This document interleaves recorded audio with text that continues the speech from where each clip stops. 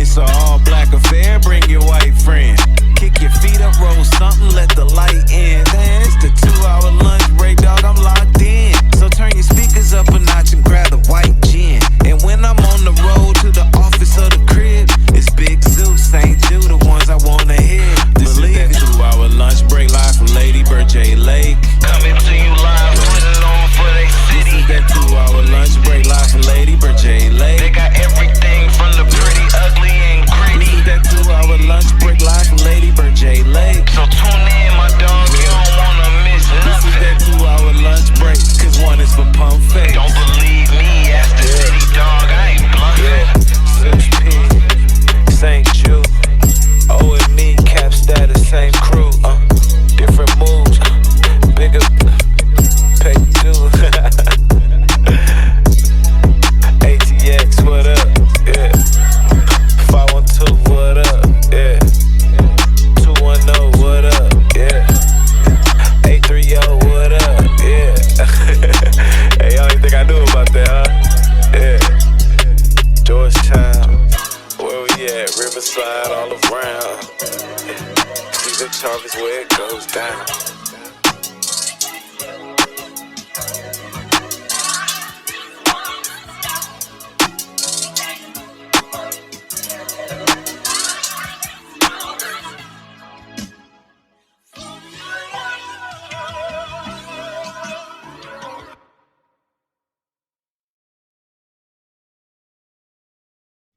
All right, man, we are back at it with another edition of Season 4 of the 2-Hour Lunch Break Podcast, a podcast for Austin, from Austin. We're back at home base, Dawa Studios, downtown Austin, Texas. I'm Tribal with Zeus, one half of the 2-Hour Lunch Break, and I got my co-host. I am Saint, and we're here with a special guest hailing all the way from San Antonio, Texas, by way of Dallas, Ram fan alumni, and writer and creator of the 2-Hour Lunch Break Podcast intro song. We got Kapstatuz in the building. How you doing, brother? What up, man? I feel good, man. I feel good. Thanks for having me. Yeah, man. Glad to have you on, man. So for those that don't know, we actually had Cap on last year, but we weren't able to put the episode out, so I had to call my homie. I'm like, dog, we got season 4. Yeah. We gotta come on back. We gotta bring it back, bro. We gotta make up for it. You know what I'm saying? We gotta do it again, baby. Got the homie back in the building. This is what, a year in the making. So right on it. Glad to have you come in and tap in with us. I appreciate y'all having me here, man. I'm excited. Man. So starting off, man, let's dig into your background for those that don't know. Right? Okay. So start off by telling us about like your journey as a rapper. Like, how did you get started with your music? All right, so I really started as a fan like everybody else, but that was like all I had. You know what I'm saying? We didn't really have TVs like that growing up in our crib, so you know it was always just a TV in the living room. Right. I was always in my room, so my step-pops had unlimited. Like, he had every album. Right. Like, you know what I'm saying? Right. Every album, every artist. So I think I just turned that to like an exercise to where I just started memorizing mad albums and wanting more albums and wanting more stories to tell. And then I ran out. Right. And I got to like college and I started to want to be like a lot of those cats. You know what I'm saying? I feel like I could fit in that mold. Mm-hmm. So I started writing a little bit, and I used to write in high school and middle school, but it ain't really do much. But I really started taking it serious in college, and one person was just like, "Hey, bro, you kind of nice," and it was like my first like little, you know what I mean? He's like, "Nah, bro, you kind of got it," and so I kind of ran with it after that. He fucked up. Yeah. Bro, so from what I know of you, right? So y'all know you're a military brat, right? Yep. So I know you lived in a bunch of different places, a bunch of different cities. I know you, once upon a time you told me you had stayed in Germany as a kid. Kaiserslautern. K-Town, what up? Wow. Yeah, Speckers die Deutsch. Right. So talk about, man, so I know you've had a super diverse cultural upbringing, man. So tell us a little bit about how that's impacted your music.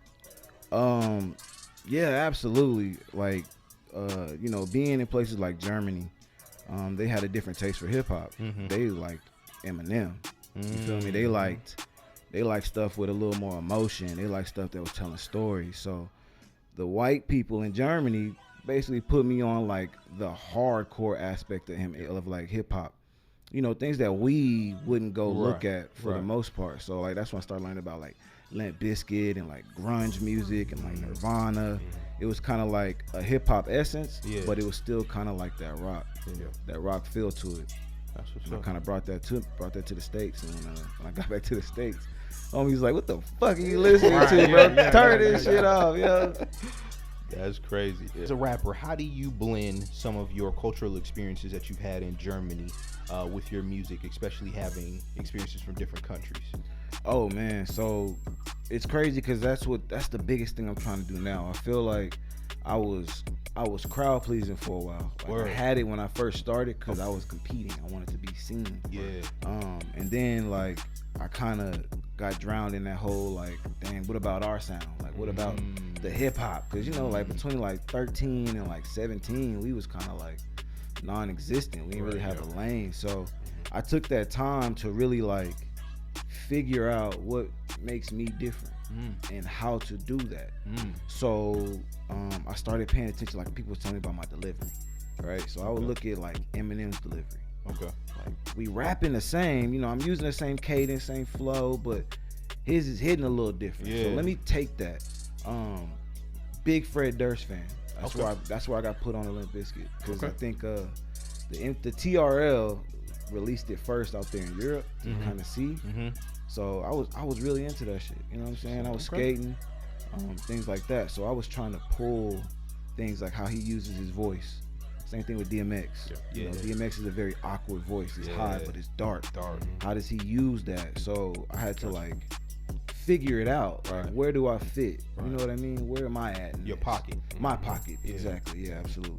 Okay. So man, let's talk about Isolated Ambition, right? Okay. So I know you dropped it a couple years back. I know one of the biggest songs off of it, what was it? Big Business, which is one of my personal favorites. Smoking on Exotic. Right. So talk about your inspiration behind the project and what you were trying to convey with that project. Man, so Isolated Ambition, I had just came out of like a crazy depression. Crazy depression. I had like an identity crisis. You know what I mean? I had a bad relationship. You know, relationship with my family was messed up. You know, like I went through like a crazy dark period.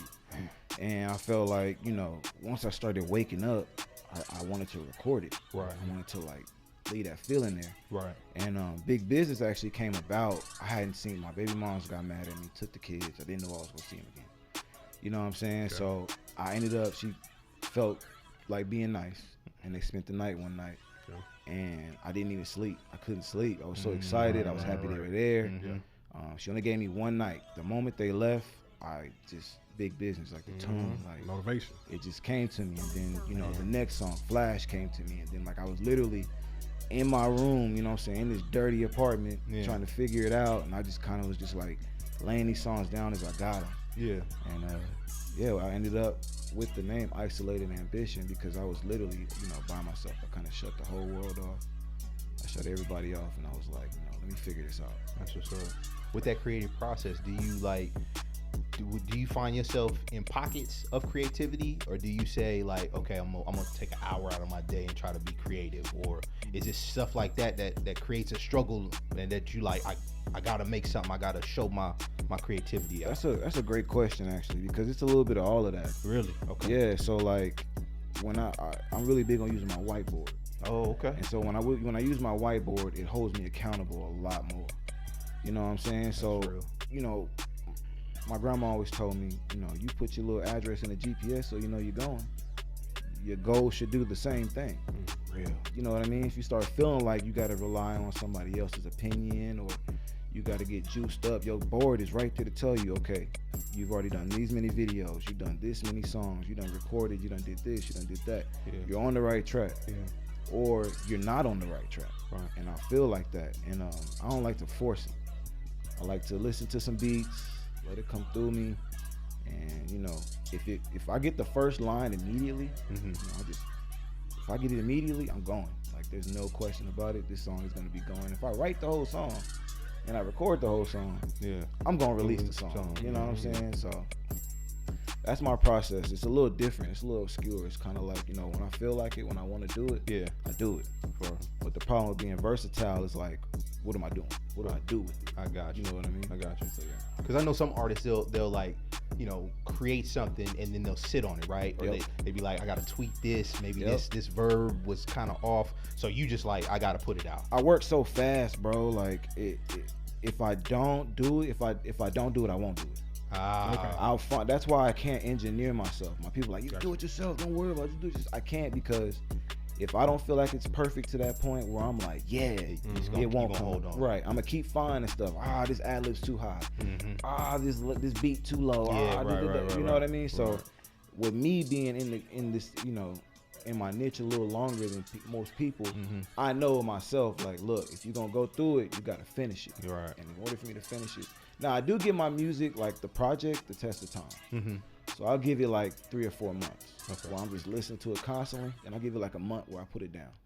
I come back to it, and if I'm like, you know what I mean? Then it's okay. No, but if I'm, you know, in the kitchen or something, or I come downstairs and wifey got it playing, I'm like, okay, that might be the one. I might be on something like that one right there. Yeah. So absolutely, it's a little bit of both, man. It's just, you know, catching it when it's there.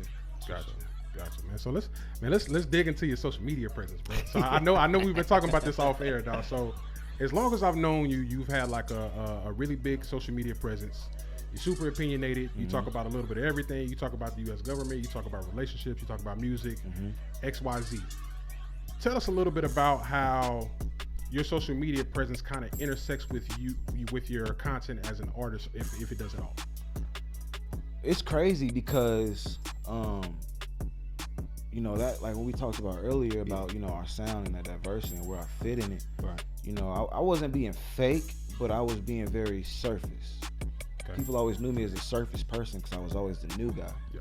You know what I mean? So I didn't realize that people didn't really know me like that. Right. So when I started using my social media platform to, you know, speak my mind and things like that, it kind of blew people like, yo, you the cool dude. Like, you ain't supposed to tell us about this and know that. But I'm trying to get it to a point where people understand it in my music. They'll hear it in my music. It's not going to be, I voted for Trump. Right. But you're going to hear a little, you know what I'm saying, a little tidbit in there that you'll be like, okay, all right, I see what he's saying. I see where he's going with it type situation. Yeah.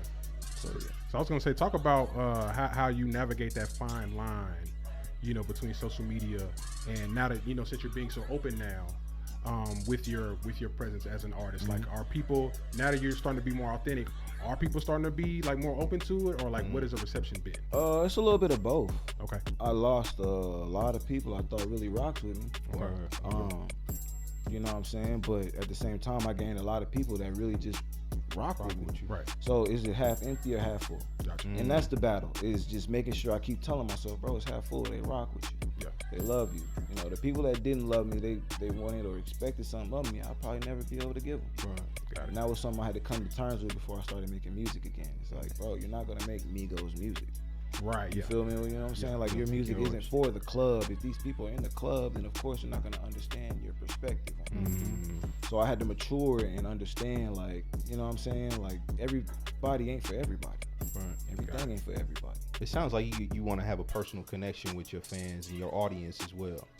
So, like, since we're talking about personal connections, and speaking of that, I know you know one of the co-hosts was Angelo C. Yeah, Ram Fam. Yeah. So give me a memorable moment that you have with the co-host, maybe doing something funny, fucked up. Spike Lee movie night. Come on, man. Yeah, bro. Spike Lee. We used to watch Blaxploitations at the crib, man. Bro. Like, yeah. he would have a movie. Zeus would have a little movie night at the crib. Okay. We all pull up, drink up, sip up. Yeah, bro. Zeus had dreads. Yeah, Word. Yeah. Big long dreads. Back in the day, bro. Yeah, I used to have everybody. We all stayed in the same apartment complex, bro. And I'll just be like, hey, everybody come to the crib. You know, we had the little 4-room apartments, bro. Yeah. Come to the crib, hop on the couch, pull up, chill, smoke, drink, all that, bro. Yeah, it was a spot, dog. It was a spot, man. So all day long. times, bro. We used to chill. You know, Zeus gonna provide that. Yeah, that homely. You know what I mean? Always. Make you feel cozy. Yeah, we used to be in there, man. But actually, it's funny because Zeus actually was the reason why I started wearing New Balances. Really? never told Buddy this. I had no idea, bro. He was running them New Balances, bro. I was like, dog, I'm not rocking with these New Balances, like, cause you know I come from like the East Coast, so like we don't always wear J's, but like the Asics and the Sauconys and the New Balances, they was kind of like, yo, stay away from those. Right. So when I see Zeus, he come with the news. I'm like 5.56. Yeah. So what you Cause doing? you got nigga in Texas, the early 2010s, niggas wasn't fucking with They New wasn't Balance, rocking bro, at all. And Nah. niggas was looking at me sideways at first, and now, nigga, you walk can't down the find street, everybody got them hoes on. You can't know what I mean? find them, bro. I'd It's be crazy, like, bro. But yeah, man, Zeus really like, yeah, man, I ain't never said That's that, wild, bro. bro. I I used to had look no like, idea, damn, dog. them hoes is clean. Yeah. Like a I'm pair not too. mad. Yeah. Cause you can run them Johns, like Right. being in Right. college, man, you can walk in them motherfuckers. No lie, Boy, bro. what? No and lie. they still look clean, so Yeah. yeah. That's what's up. Man, so since we talking about Angelo, bro, so talk about like that time period. Like has our time there, like has that had any kind of effect on the music that you make now? Yeah. It actually does. A lot of my memories, like a lot of my stories, are from that time. Okay. Yeah. I'm just trying to put it in the perspective of a grown man now. Right. You know what I mean? Yeah. Like I was a lot of chicks, a lot of Yeah. Oh, weed, a bro. lot of, Right. you know what I mean? Like I mean, but you got to San Angelo wasn't a very big like inclusive town, so I'll probably take the rap for being the one to bring like the locals and like the college people together. You know what I mean? Because fam, you was one of the few. I did not fuck with locals, bro. I Nobody was like, did. Yeah, the college them- folks didn't fuck, and the them locals niggas- didn't fuck with the college Fam, niggas, but I word. did. You know what I Yeah, mean? yeah, yeah. And I guess because, you know, think about it now, my background, I'm so used to like Yeah. knowing that, you know, you never know. No. Just go Just find talk. out. Yeah, And they would just be like, bro, come over here. No, I live over here. No, we don't go to that Walmart. It's a Walmart over here. Right. And you know what I mean? It's like, well, you know, you got a partner that know this. Oh yeah, I got a homie that knows how to do this over here, but he on campus. Yeah. You know what I mean? And Yeah. it just kind of started turning to that, and then, you know, people would be like, who's that DJ dude? And then D Money started getting into it. But yeah, man, I mean, before Angelo had good weed. Yeah, man, I had to get along with some locals, man, and figure out, you know, how to stay sane out here. Because there was nothing to do. Right. Yeah. You Bro, know? like the experience of Angelo was wild because the black population was so small, bro, that it was just us. Like it's a couple, like a few students that's there just to go there, and like everybody else is like athletes. Okay. So everybody is super, super tight. You know what I mean? right, Everybody right, know yeah. everybody. If you black, Yeah. I probably know you. I know yeah. somebody that knows. Oh, You know what I mean? yeah. So everybody during that time, like we were forced to be like super close, and that's how we met. Cause I think we met with like 08, 09, Yep. something like that. And then that's been a homie, you know, ever since. And then we just stayed linked through that time after we had left. Even when he had moved to Austin for a time. Yep. You know, all that, bro. So Riverside. you know, that's been a homie ever since, bro. You know. Straight up. That's what's up. Hey, you remember so the first week of school, Okay. they had a Klansman rally. Yeah. Oh, remember that? Fucking bro. lying. Are Yeah. y'all You remember that? Nah, man, we knew what time it was out here. Nah, First bruh. week. Yeah. They had the flyer in the university center too. Yeah, they did that on purpose. Though. Yeah, they let us know off rip. Oh, Off rip. So when I'm running around with the logos, I come back to the campus, niggas like, yo, you tripping. You bugging, yo, they gonna get you out here, dog. And I'm like, nah, it ain't really like that. No, it was like that. It was like that. It was like that. Yeah, it's a That's crazy experience. Bro. Yeah, no, Real somebody for brought a bull and it's in a the video. dorm.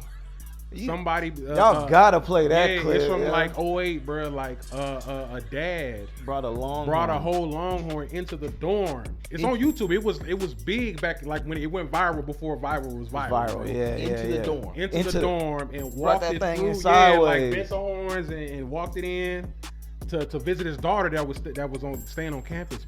Fam, it looked The horns went from hall to hall, like Yeah, wall to wall. Yeah. Yes, Like bruh. he moved wrong, he tearing his whole. Yeah, This is the brand new dorm. Yes, brand new. Brand new Brand dorm. new, Oh, you know, city dog. council wasn't having that, bro. It's I a bet. crazy Come experience. on, being man. out Yeah, there, bro. man. I mean, I love that because, like, it allowed us to wild out to an extent. Like, we Yeah. got to really see what it's like to be grown, but at the same time experience life Yeah. and have a safety net. Like, Yeah. San Angelo's a safety net. You weren't paying more than $900 for rent. Yeah. You feel me? Like, you Exactly. can scratch that up. We was paying $400, $350 a month. You Man, feel me? I missed them. I missed them rent prices. God damn, I bet you do. Right? Smoking Joe, killing That me, mortgage man. hurt. That mortgage hurt every month. Oh yeah, you got them big boy numbers too, Oh, man. bro, hell yeah, hell Already yeah. know. Shout out to generational wealth. Yeah. Goddamn Amen. Amen. So let's shift gears a little bit. So we already talked about you did the intro song for the pod. We really appreciate that, and it's a banger to me. I gotta be honest with you, bro. Appreciate it. What was your creative process when doing that? Yeah, all right. So first off, Zeus didn't help me out because he wasn't too confident at first with the beat. He was like, I like the beat. When he jumped it off with I like the beat, I was like, ah, man, okay. But he played the beat and I was like, nah, like, I feel like my mom would like this. So like, you know what I'm saying? My grandpa was tuning this on, my uncle and my auntie.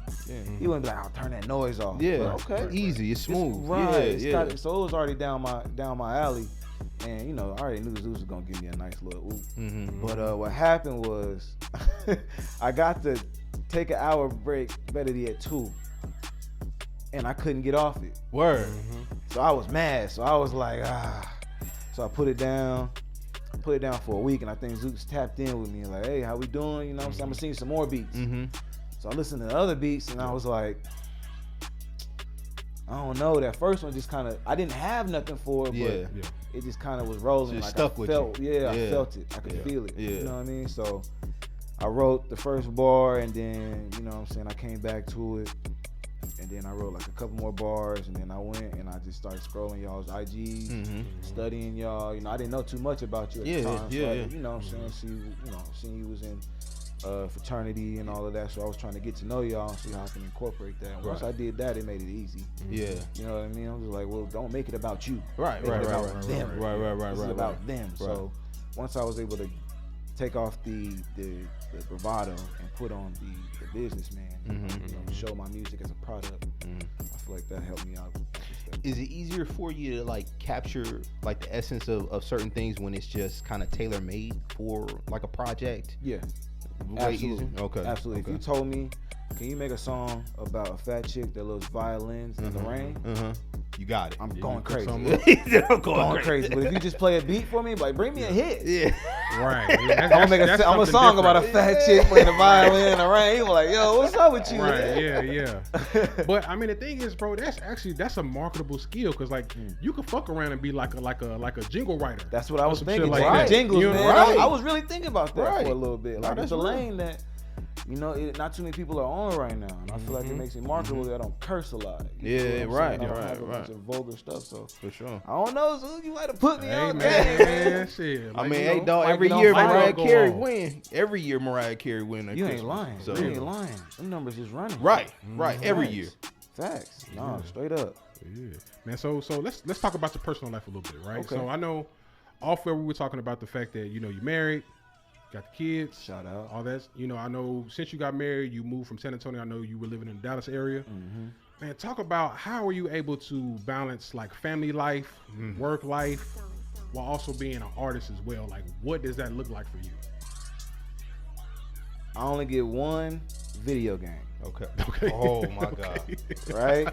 We can talk about this all night. If I play Call of Duty, boy. Okay. I can't get on the stoop. It's like a trade off. I have to, because I learned that compromise. Even if my shorty she don't trip. Yeah. She don't tell me like you gotta choose. But I know it hit a little different. No. You know what I mean? That 11 o'clock hour come up and you been on the game for like 3-4 hours. You like, all right. There you go, exactly. Or sometimes I could just be locked in, like, you know what I'm saying? Like, and with the studio is I'm very like, don't bother me. Yeah. Because I'll lose it. Yeah. I'll literally like lose it all. I'll lose the confidence. I'll lose where I was at. I'll lose. So it's that equal amount of like me time. Right. I just put that in me time, and I use music as like something I love to do. That's why people can't really hurt my feelings on telling me if they like it or not, because I listen to it on my own. Like this is my shit. You know what I'm saying? When I'm in the crib, this is what I'm playing. So yeah, man, like that compromise of knowing, like, you know, and not only that, changing my subject matter. I had to change a lot. I couldn't be, you know what I'm saying, the guy that I was, you know, when I was rapping. I had to be this guy that is now a man, that's got kids, that's got daughters, that's got a wife. Like, hold on, what hoes you got in the bro. You feel me? So you talking about hoes? Yeah, right. You know what I mean? I already know. That's why I'm real proud of my music, is because like I know how hard that is. Like, it's easy to rap about pounds. And, of course. Right. You know, doing this and doing that, but like when you really gotta make like being a dad look cool. Right, yeah. Or dealing with feelings that, like, as a dad, you can't really, like, go to your girl about. Like, I can't really go to my girl about my dead homies. I can, but, like, you know what I'm saying? I can't talk. It's not gonna hit the same. You're Right. either gonna be like super understanding and not really understanding, Right. or like just very like different. It's not really what I need. Right. So I use that music to be that person or like that thing that I really need, so I can go back to it. And that's why a lot of it is like positive, or like, you know, like not looking on my past and shit like that. Yeah. That's what's up. But I mean, the thing about it though, like that authenticity, bro, like that's a positive, because of the fact is, at this point, you know, we're all 30 plus. Right. Facts. You know, we're all either married or we're engaged. We got women, we got kids, all that stuff, bro. Yeah, So the type of content that we be into at this point, Evolve. I don't give a damn about cocaine. I don't give a damn right. about all these hoes, all that. Like, Man, we nah, dance, son. bro. Like, I take my kids to the park. Like, that shit's cool now. Right, you know what I mean? right, Like, I right. take my, like, I go hang out with my wife. She wants a date night. Let's go kick it. Get Right. dressed. All that. You Like, that already shit's know. cool now. You You already know know. what I mean? Straight So up. that authenticity, bro. Like, I'm a fan personally, but also I think as a whole, I think as rap fans age, I think that caters more to their taste more. So that's actually a good look Facts, that you're absolutely. able to accommodate that change in life. And that was the biggest thing I was worried about. Is like, oh, the young cats. But Right. we still love hip hop, bro. Right. All the And there's same. nothing really there for us. Yeah. You know what I mean? Like, they're not really taking the time out. Everybody's just kind of like giving you that microwave music. Yeah. Ain't nobody really trying to rap about like the things that they really going through. Yeah. You know what I'm saying? My baby mama took my kids. I had to become a hustling beast. Yeah. Now they know when they come to my crib, it ain't cheap in Cheap, this mother. You know what I mean? yeah. I had to ball. I had to do what I had to do. Right. And I wanted to do something like La Russell is really going crazy. Yeah. And my boy told me that it's not about like what La Russell's saying. It's who La Russell's saying it to. Right. He's speaking to that blue collar. Mm-hmm. Them people that really like got shit going on, Yeah. bro. Like, Struggling. right. And that's why I listen to Eminem. Like that was my thing as a kid. When I felt like a lot of people didn't really understand me. I was too black for the black kids, too white for the white boys. You know what I mean? It was just too much. You know what I mean? So like it was hard for me to find that balance, and that's what M was always rapping about. But he always mixed it in. He didn't really like, except for like, you know, cleaning out my closet Right, and I right. am. But Right. for the most part, like when you heard M, you heard it in there as either a joke or a smooth bar or like a creative way to like laugh at himself. Yeah.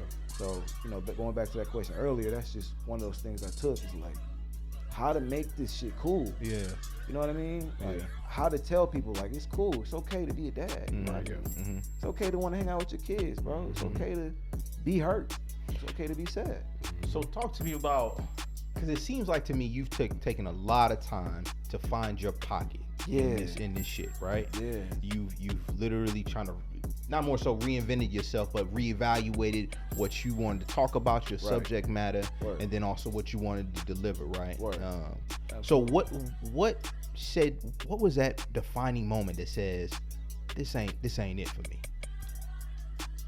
As far as subject matter, Yeah. so when I was getting back into it, my wife was like, when we were dating, she was super like supportive, more supportive than anybody. And I was like, yo, you like this because I'm with you, or like because you rocking with it? And the moment I realized that she was just like, no, I'm a fan of your music. When I made some shit, and it wasn't. It was like that, you know what I Okay, mean? I got you. And it wasn't really it. And I could tell by like the way she normally listened to my music, when she heard that one, it was just kind of like, you like it? And that made me look at things like, all right, like, nah, you ain't my wife at the moment, but I do represent you. Yeah. And as a grown man, like, she's a professional. Right. You know what I mean? She's a professional dental coach. You know, if somebody were to see me on TV, like, I need to still represent this person. Correct. Correct. In the correct way. Correct. So that just kind of like went full circle on everything. Like, it just kind of like made me look at everything like damn, I got daughters. Yeah. You know what I mean? Like I can't get too disrespectful on women. Right, I want right, my right, daughter right. to be like, well, Dad, you rap like this. Right, you like right. women like this. Right. So I had to really like just like take a step back and look at things and just be like, you know what I'm saying? Do what makes you happy. And if it makes you feel good and it makes you happy, then that's work. But if it's not you, then don't waste your time. That's real. You know what I mean? So That's real. Gotcha, man. So let's dig into Acquired Taste, right? Yeah, So Acquired Taste, as of now, it's unreleased, right? But So we heard it. We getting But the- we getting heard the it. 2HLB exclusive. You know what I'm saying? Exclusive. Firsthand, man. So first off, congratulations on the upcoming project. Right? Appreciate it. Thank you. So can you give us a sneak peek into your inspiration behind the project, and also how has this differed from Isolated Ambition? I think this one's got more. So I was listening to a lot of Japanese city pop. Okay. Kind of got tired of hip hop for a little Okay. bit. Word. Okay. And Interesting. what people don't know is Japanese city pop is basically like the OJs and No, for Yeah. real. Rick on James, the cool, but right. it's like their language. Right. Right. So all I hear is melody. Right. And that was like a little. It was like a little gem for me Okay. to kind of step away from hip hop, step away from the R&B, and just listen to something I don't know none of the words to. They is my jams though. You know what I mean? Like they going in because I can hear the melody, and then I think that helped me. That's why I think you hear a lot of like Asian sounding, beats. A lot of the samples kind of got that Asian, feel to them. Because I would listen to a lot of city pop and just trying to get my flow to go more so up and down instead of left and right. Right. I kind of wanted people to just do this with me. Yeah. Okay. Yeah. You ain't gotta bust out a full jig, but I want you to just at least move. Yeah.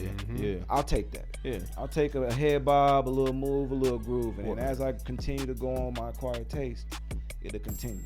And that's why I named it Acquired Taste, because some people don't want to listen to music to dance. They just want to listen to music for the fallacies. You know what I'm saying? Yeah. Some people don't want to feel good. Right. They just want to listen to the music so it make them feel worse and make them feel okay about not feeling good.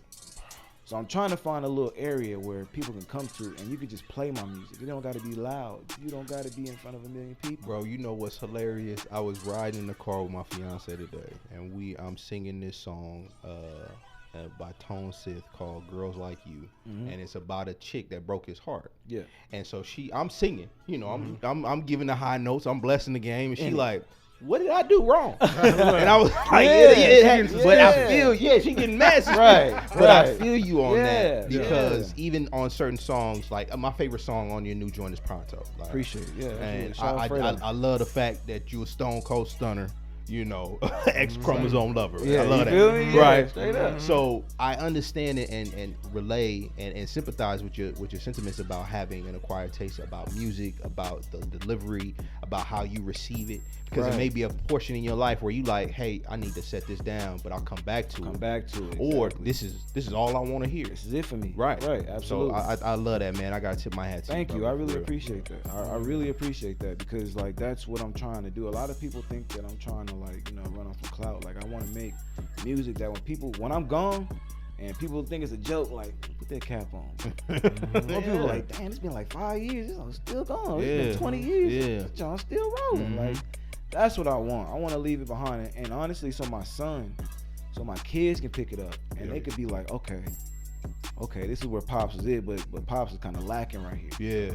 You know what I mean? Let me see this is where I can fix Pops up. Well, my Pops was a rapper, but he failed or he didn't make it. Or, you know what I mean? I could leave something that's gonna stand the test of time. That'd be fun. And I feel like a lot of our music with soul in it is the only thing that stand the test of time these days. That's real. Gotcha. So I know on this project, so you had a couple collaborations with I think it was Henny Smoking Gas, Shout out. and Oni Kai. Shout out. Right. So talk about how those collaborations came about. Those are my geysers. All Okay. right.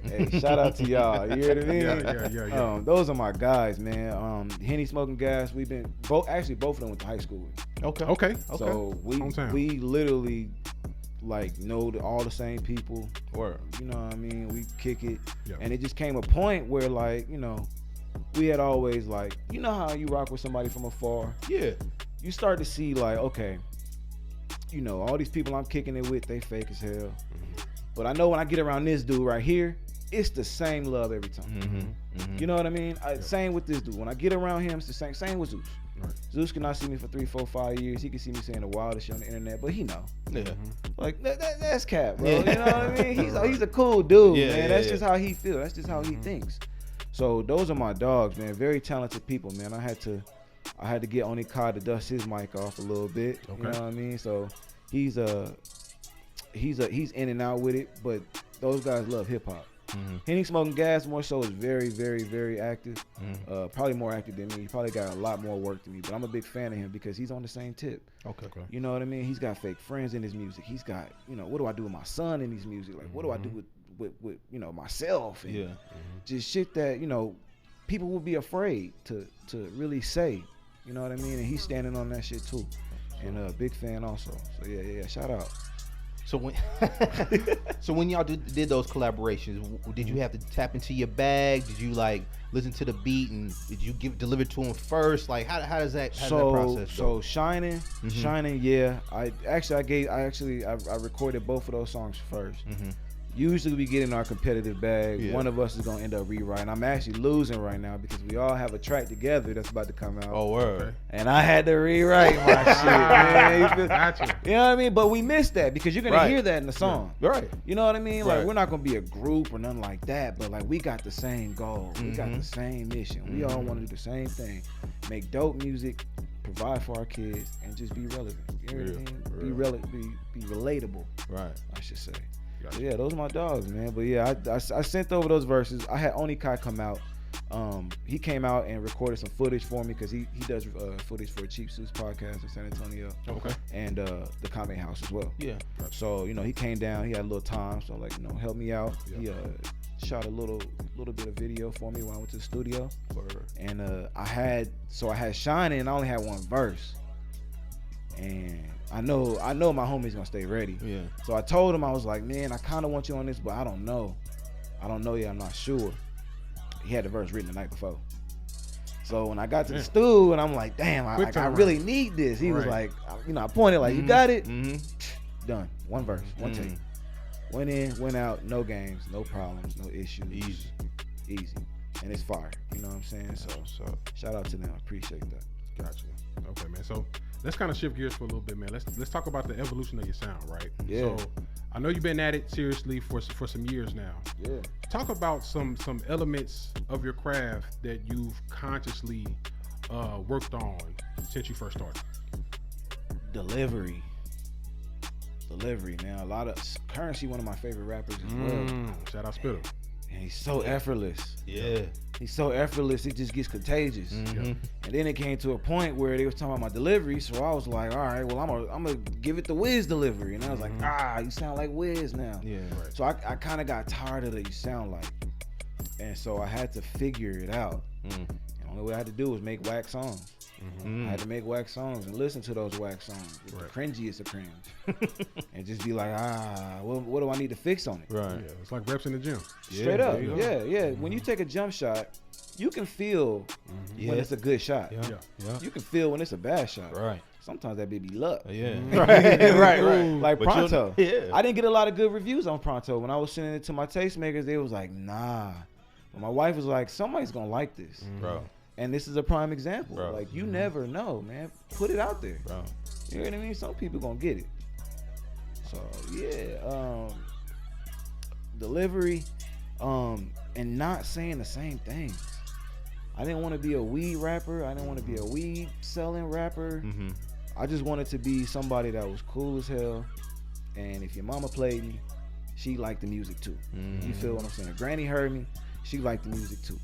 You feel what I'm saying? I got a lot of people that still look at me. I don't have much family, but the people I do have family hold me to a high regard. You know what I mean? So I don't want to ever embarrass them. I got you. Trump shit are coming. You know what I mean? But we'll get to that later. Yeah. Okay. So how have you evolved from your original album, Isolated Ambition, to Acquired Taste? What's the evolution of Cap? The evolution, flow change. I'm changing different flows now. Before I was very like timid on my ad libs. So now if I don't need them, I don't need them. You know what I mean? I was just with Isolated Ambition, I was trying to do things the way that everybody said it's gonna work. It didn't work. The moment I started doing things my way, it worked. It clicked. Yeah, absolutely. So I think the biggest thing I did with my delivery between now and Isolated Ambition is my delivery. And I took a little bit more of a risk, I would say. kind of stayed in that bag with isolated ambition. I didn't to go too far out. I feel like with this one, it's like, you know, it goes from, you know, Vice City to Way Too Cool, where it's like, you know. Is it a risk because you know it's your own, right? You know it's something that you're doing. Would you think it's a risk, or do you think it's more so you just tapping into what people already notice inside of you? Damn, that's a really good question, and that's really what I've come down to. Really? Okay. As of today, like, it's always been there. Right. These are what people are expecting of me. They're expecting me to drop fire. Right. It's just that when I don't. You know what I mean? When I don't, those numbers go down. Right. And, you know, people start nasing. Jokes. And you got to stand behind that. And you can't, you know, you can't take no criticism. Right. At some point, somewhere, they're right. There's a lot of Larry June in there, Cap. Okay. I don't listen to too much Larry, but I see what you're saying. That lane, that pocket's already been taken. Yeah. You know, you've been rapping for a while, and we understand you've been rapping for a while, so we want something refreshing. So I think that's what I did with Acquired Tastes, is just kind of like, what you want to talk about? Right. All right, let's do that. Instead of keeping it safe and talking about the simple shit. You know. Gotcha. So I know you've been, and I've known you for a while, right? And so since we've met, you've been on a musical journey. Like it's been ups, it's been downs. Yeah. It's been lefts, it's been rights. You know, all of the above, right? So tell me some valuable lessons that you've learned on the music side since taking the craft seriously. Valuable lessons, man. Being friendly is a red flag to people. Being genuine is a red flag to people. Not that you're the red flag, but genuine people have come off genuine and done fucked up shit. Right. So I think, you know, just being genuine and being friendly, you have to have some kind of reserve about you with hip hop. You know what I mean? It's not more so with black rappers, black MCs. If I went into a white MC who was like, let's collab, let's do this, I'm a fan, it's nothing. But with our people, we gotta be a little more cooler about it. We gotta be a little more, you know, let me get to know you, let me know who's around you, let me know, you know, what you got that I could probably offer or benefit from, and then we'll be cool, then we'll see if we can work. That I had to learn too. It's like, niggas aren't gonna work with you just cause you're in hip hop, or just cause you cap, or just cause you cool. You know what I mean? You got some hoes, you got pounds. Do you have anything that these niggas can take from you and hold from you and continue to hold from you? So that's what I learned. Is like, you got to make value of yourself. Okay. Figuring out where my value was. You know what I mean?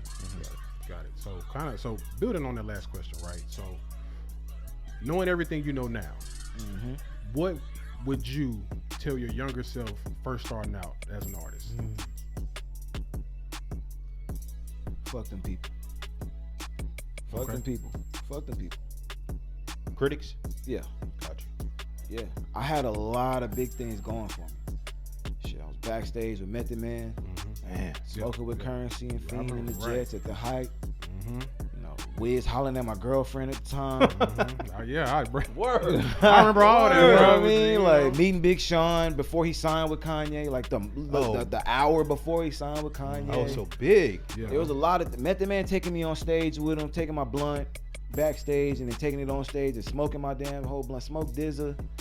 You know, Lupe looking for me. There was a lot of things that I did that I didn't capitalize off of because I ain't had nobody else there that was happy for me. Like, so it was kind of like a buzzkill looking at the niggas I wanted to take with me, and they was just kind of like, oh, so, all right. Yeah, you know what I mean. Instead of niggas being like, yo, you could really do this shit. Yeah, you really got this. Yeah. I had to be that guy, and at some point it ran out. Got tired. I think that's why I told that little nigga, it's like, hey, don't get tired, fool. The diamonds is on the other side. Yeah. You know what I mean? Big. So That's big. Yeah. So let's talk about, because I know you mentioned this earlier, and it sparks a question in my head about legacy and like your impact. Because you said you wanted, hopefully, ideally, one day your son listens to your music and says, this is where Pop was going. I feel him. I like his energy. Would you pray for one day maybe your son gets into the music industry, or maybe he gets into artistry, right? And taps into your music, maybe a feature, and you featured on a song with your son. What do you want to leave? What legacy do you want to leave? An impact you want to have in the future? I just want to make. If my son decided that he wanted to do anything, he can come to me and ask me, and I can make it easier for him. Right. You feel me? There's a lot of shit I wish I could have asked my pops, but he wasn't at reach for me to ask him. That probably, if I didn't ask the homies, I wouldn't have these problems. If I didn't ask, some nigga that had no interest in me, I wouldn't have these issues. I wouldn't have went the long way for a lot of things. So I think I just want my son to just be able to, like, Pops, you ever rap before? Like, yeah, like, hey, okay, when you rapping, how do you get your voice to, like, do that? Because, I got my voice like your voice. How do we do that? Yeah. It's funny because me and my pops are on the good terms now. And I call him all the time for shit like that. Bro, when it's gonna patch in? When it's gonna fill in, man? when it's coming in, dog? Like, you know what I mean? I'm too old for the goatee, man. What I'm looking like? Okay, son, you got about, well, you 33? You got 2 more. 35 is when it was full, it was flush, it was clean. He's like, don't try to drops or nothing. That's just how it is. Yeah. You know what I mean? Instead of me going through product after product after product, and poking my nose and the derma roll. Yeah. I got to 35. Pops told me to come in 35. So literally, when I hit 33, the little piece started coming in. I'm like, all right. He wasn't lying to me. So that's what I want for my son. I just want to make this journey through life a little bit easier for him, just a little convenient for him. You feel me? I still want him to work hard and go through the hard shit. Of course. But I want him to be like, yo, I don't know how to do this. Man, just look on Fiverr. Y'all still got that Fiverr website? Okay, go on Fiverr, pay somebody, tell them this is what you want, and then you can do the rest of it. Oh, I didn't think of that. You know what I mean? I want to be that voice of reason. Gotcha. To just kind of guide them more so. Okay. So let's talk about goals for the future, right? So I know you're an artist. You got a super unique perspective, a super unique background, right? So what are some of your long-term goals for your music, and I mean even your impact on the industry as a whole? Man, that's a crazy question. Because a lot of the shit that I wanted to do within the industry, I did it. I just don't have the fancy accolades for it. You know what I mean? I got to rap for Lupe for a song I wrote that inspired me, basically about Lupe. And for him to come out and look for it, just like, where's that dude that was rapping like that? Where's that song? Where's that at? Yeah. That's a big accolade for me. So I think going back to the whiteboard talk, a lot of that shit I wrote on my whiteboard, I checked it off. Yeah. All my goals, I'm like, you know what I mean? Yeah, you gotta get some new ones. I done lapped all my goals with my beauty of the week. You know what I mean? So now it's like I gotta come up with new things that I want. I don't want the materialistic shit. I don't want a Grammy. If I get a Grammy, I'm gonna say some wild shit. You know what I'm saying? Like, I don't need all these things that you would think would make me happy. What made me happy is shit. Being able to be a tastemaker somewhere. Let me revamp Def Jam. Let me, scout some talent. Let me be able to take my rap shit and become a professional jingle business. Right. There you I go, want it bro. to be I've always wanted my rap to be a vehicle. I wanted hip hop to be a vehicle for me. Right. Where it takes me, I don't know. But I don't think I would know if I didn't try. You feel what I'm saying? Absolutely. So that's my thing next, is just figuring out what I want to do after this. Yeah. What I want to do with this. That's what's up. So since you have that kind of feeling and viewpoint, and I know you mentioned what you would tell your younger self, for an aspiring rapper that's coming into the game, what would be your nuggets or your God jewels that you would give that him or her to say, hey, look, you trying to get into this? This is what you should do. This is what you should do. Don't do what everybody else is doing. Don't do what the gurus is telling you to do. Don't do it. It's a lie. It's cap. Literally. Yeah. You know what I mean? Like, I had I did really well streams. They tell you all the time, don't promote your music on your story. Don't promote your music on your story. I only did my music on my story. I only promoted on my story. Not TikTok, not Snapchat, just my Instagram story alone. Yeah. And that got me up to the 20,000, 20K, one song. Right? So that tells you right there it's invalid. It's about who you're getting your song to listen to. Like, who's listening to it. Right. Get people to listen to it with other people listening to it. Yeah. You know what I mean? Because what I've noticed is, like, when I play my music with 10 people in the room and it starts off and a lot of people are looking around like, I don't know how this feels, but then they see that one person like this, The next person feel it. Yeah. And now the next person like, why they bobbing their head? And then you listen to the lyrics, you're like, oh, that hook is catchy. Yeah. You know what I mean? It's like a domino effect. So I think my biggest goal, my biggest jewel would be like, don't listen to them, bro. Just do it. Don't make up your own marketing scheme and be creative with the marketing. Find a way to go backdoor and just be like, hey, here's this. Right. You know what I mean? Being able to give Smoke Dizzle and Mickey Fax my music straight up, personal, face to face, Big Crit, personal, face to face. You don't know where he playing that at. You don't know where, you know what I mean, that's going. Right. You don't know how many people he's shown like, bro, hey, I ain't gonna lie, it's this cat from Texas. I'm feeling it. Right. This I want to steal it. Right. You know what I mean? Right. That's what I want to get to, and that's how it happens, man. All this, doing all this, you know, posting 6 times a day. You know those guys. We know those guys. Right. How many of those guys are doing anything other than looking famous? I don't have the look. I don't got the content where I can got 20 niggas in the back and I've been in the studio 6 hours. Bro, that shit costs $400. Yeah. You know what my rent is, gang? Like in this economy, shit. in this economy, yeah. So I have to slow it down a little bit. And that's what I want to tell people, man. Is like everything ain't about money. Yeah. Money don't exist. Money not real. If people really want money, and I understand money does make things go faster. It makes the world go round. But if you use your mind, bro, you be creative with your creativity and your marketing, you'll figure it out. You'll get to somebody. Big Sean didn't put out a million mixtapes and drop every 6 minutes. No, he pulled up on Kanye and didn't leave till Kanye was like, all right, let me. Bro. Yeah, chill. And even then, it didn't happen right then and there. Sean had to get back to work. And thankfully, because he got back to work, he got that call from Kanye. He like, I got a project ready. Right. That's how I kind of look at things. It's like I'm looking at like any moment I could run and bump into anybody, and I could just tell them like I'm confident in my vernacular. I'm not an internet guy. You know what I mean? Like you see me in public, I'm really like this. Really, I'm more subconscious on the internet. You know what I mean? I can't defend myself. Right. I got to get back on the internet again to defend myself. Like, you know, with here it's kind of like, you know, I can control my area. Right. You know what I'm saying? So, Okay. Word. Okay. So we got one more question for you before we wrap up, right? all right. We talked about this before we even got started, bro. Just to give you a heads up, let you know what's coming, right? All right. You know what the feel of the show is. You know what we do. I know we've talked about it off here. I know you listen to the show like from the beginning. Of right? course. Who do you think would be a good guest in the future for the pod? But before you answer, it has to be somebody that you know that you can put a word in, that you can ring their line, and they'll pull up on us. Oh, no question. I would for sure say the Kame House podcast. Okay. Big fan of Kame House Shout out podcast Kame out in House. San Antonio. Okay. The Chop It Up podcast. I think it's Chop It Up with Chapo. Forgive me, Chapo. Forgive me. But he's got one out there in the DFW. They're starting off, man. They're doing a lot of what you guys are doing. Okay. You know? Finding the entrepreneurs of the city, finding the people who are, you know, doing a little bit and trying to figure out, you know, what are you doing different?